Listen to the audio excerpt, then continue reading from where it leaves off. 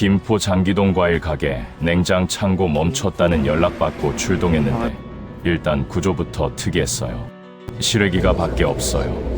건물 구조상 배관을 밖으로 뺄 수가 없어서 실내에 실외기를 설치해 놓았네요. 뜨거운 바람을 잡아라. 덕트통에서 입구 쪽으로 내보내는 방식이죠. 이 구조가 결국 화근이었어요.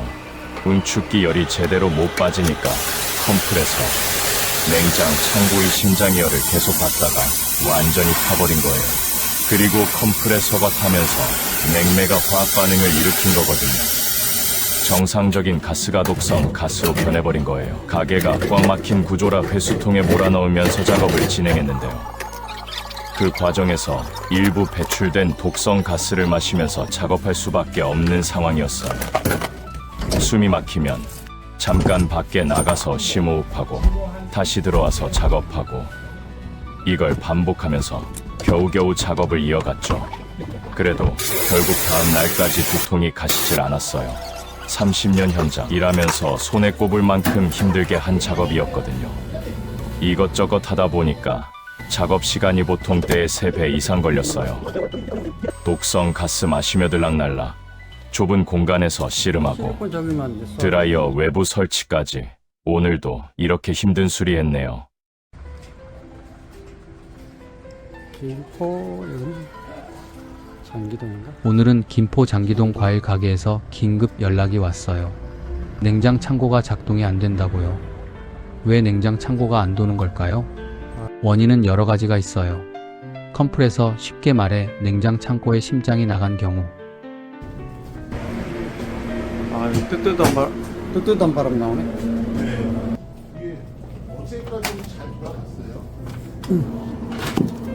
현장 점검 결과 역시나였어요.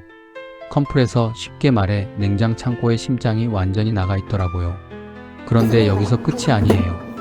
이 현장 구조가 정말 특이했거든요. 보통 냉장 창고 실외기는 말 그대로 밖에 있잖아요. 그런데 이 가게 건물 중간에 위치해 있다 보니까 배관을 밖으로 뺄 수가 없는 구조였던 거예요. 그래서 실외기를 실내에 설치해 놨더라고요. 그것도 그냥 설치가 아니에요. 실외기에서 나오는 뜨거운 바람을 큰 자라관, 그러니까 대형 덕트를 통해서 가게 입구 쪽으로 내보내는 방식으로 해놨어요. 처음 봤을 때 저도 이렇게도 하는구나 싶었죠. 근데 문제가 바로 여기 있었어요. 응축기 열이 제대로 못 빠지는 구조거든요. 응축기, 이게 뭐냐면요, 냉매가 머금은 열을 밖으로 내보내는 장치예요. 이 열이 제대로 안 빠지면 어떻게 될까요? 컴프레서가 계속 열을 받는 거예요. 열을 받고 또 받고 과부하가 쌓이다 보면 결국 컴프레서가 버티질 못하고 나가게 되더라고요. 이번 고장, 구조적인 문제가 직접적인 원인이었던 거죠. 실내에 실외기를 둔 것 자체가 문제가 아니에요. 열이 제대로 빠질 수 있느냐 없느냐가 핵심이거든요. 이 구조에선 뜨거운 공기가 순환되면서 결국 컴프레서 수명을 갉아먹고 있었던 거예요. 사실 이 구조 저도 고민이 많았어요. 근본적인 해결책은 실외기를 밖으로 빼는 거거든요. 그래야 응축기 열이 제대로 빠지고 컴프레서 수명도 정상적으로 유지되죠. 근데 현실이 그렇지 않잖아요. 가게가 건물 중간에 있고 현 상황에서 배관 공사를 새로 하는 건 쉽게 결정할 수 있는 문제가 아니에요. 비용도 비용이고 공사 범위도 크거든요. 그래서 지금 당장 할 수 있는 최선의 방법을 택했어요. 나간 컴프레서를 최대한 좋은 걸로 교체하는 거죠. 같은 용량이라도 효율 좋은 컴프레서로 올려주면 같은 환경에서도 조금이라도 더 버텨줄 수 있거든요. 물론 근본 원인은 그대로예요. 열이 제대로 안 빠지는 구조, 이건 변하지 않았죠. 그래서 사장님께 솔직하게 말씀드렸어요. 지금은 컴프레서 교체로 마무리하겠습니다. 근데 나중에 또 같은 문제가 생기면 그때는 실외기를 밖으로 빼는 공사를 진지하게 고려하셔야 합니다. 제 경험상 이런 구조에서 컴프레서만 교체하면 짧게는 1, 2년, 길어야 3년 안에 또 같은 증상이 나와요. 임시 방편인 걸 알면서도 지금 당장 가게를 살려야 하니까 할 수 있는 최선을 다하는 거죠. 그게 현장 기술자의 일이에요. 자, 이제 본격적으로 컴프레서 교체 작업 들어갔어요. 먼저 기존 컴프레서를 분해해야 하는데 거기서 또 한 가지 변수가 있었거든요. 이 현장 실외기 공간이 너무 좁은 거예요. 컴프레서를 통째로 빼내기가 여간 어려운 게 아니더라고요. 드라이도 큰 거는 아예 못 들어가요. 작은 드라이로 용접해놔서 용접으로 해체하고 새로 설치는 공간 좁아서 밖에다 따로 설치해주고요. 시간이 보통 때보다 훨씬 더 걸렸어요. 좁은 공간 작업, 이게 체력도 많이 잡아먹거든요. 근데 여기서 진짜 중요한 얘기를 하나 해야 해요. 가스 배출 작업이었어요. 냉매, 그러니까 냉장 창고 안에서 차가운 공기를 만들어주는 가스인데요. 이게 컴프레서가 타버리면서 성질이 바뀌어요. 정상적인 냉매가 열을 받아 분해되면 독성 가스로 변하거든요. 절대 그냥 대기 중에 배출하면 안 되는 거죠. 근데 이 현장, 가게가 꽉 막혀 있잖아요. 환기가 거의 안 되는 구조예요. 실제로 조금 배출했더니 숨을 쉬기가 힘들더라고요. 저도 실내 조금 배출에 남아있는 가스 냄새 맡으면서 작업했는데 그 다음날까지 두통이 있었어요. 바로 작업 멈추고 가스 전량을 회수통에 몰아넣었어요. 독성 가스를 밀폐 공간에서 그냥 날리면 작업자도 사장님도 위험하거든요. 어떤 거요? 다행히 바로 옆에 수도물이 있었어요. 회수통을 수도물로 식혀가면서 가스를 전부 안전하게 회수했죠. 자, 시간이 꽤 걸리긴 했어요. 좁은 공간, 독성 가스 회수, 컴프레서 교체까지 하나하나 안전하게 처리하다 보니 그렇게 됐죠. 도를 쓰세요. 또 0.8도 해주세요.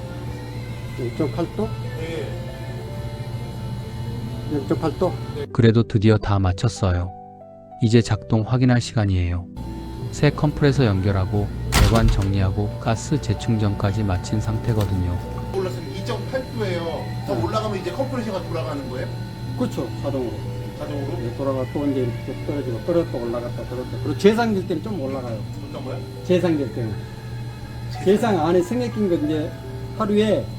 거의 5-6번 저게 하면서 재상이 돼요.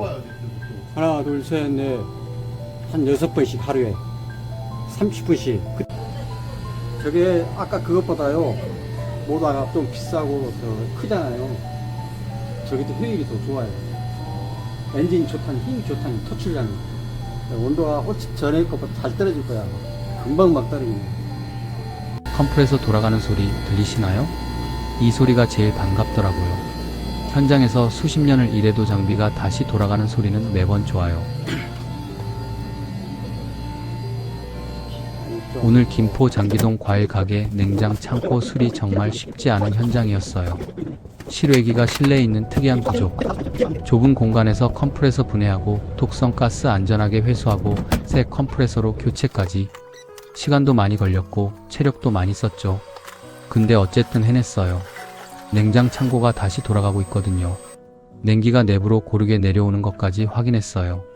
사장님도 한시름 놓으신 표정이더라고요. 과일들도 이제 제 온도에서 보관될 수 있게 됐죠. 오늘 이 현장에서 딱 한 가지만 기억하세요. 실외기 설치 구조가 잘못되면 아무리 좋은 컴프레서를 넣어도 결국 열을 못 버티고 또 나가게 돼 있어요. 장비 탓이 아니라 환경 탓이거든요. 다시 시원해진 냉장 창고처럼 사장님 과일 가게도 늘 싱싱하고 잘 되시길 바랍니다. 혹시 냉장 창고 멈춤 증상 겪어보신 분 계시면 댓글로 남겨주세요. 원인이 뭔지 같이 한번 얘기해봐요. 예? 위아래로 오차가 있는 거죠. 그렇죠. 아까 얘기했잖아요. 뭐 2-3도 정도 차이 난다고. 밑으로도요? 그렇죠. 2-3도 차이 나니까. 그러니까 너무 떨어지면 또 과일 얼어버리니까. 그럴 수도 있지. 예. 조금 애매하지. 그러다 살짝 얼어버리면 또 골치 아프니까. 오늘 김포 장기동 과일 가게 냉장 창고 컴프레서 교체 수리 이렇게 마무리하겠습니다. 서울냉동 냉동맨 30년 현장 경력 냉동 수리 전문입니다. 서울냉동이었습니다.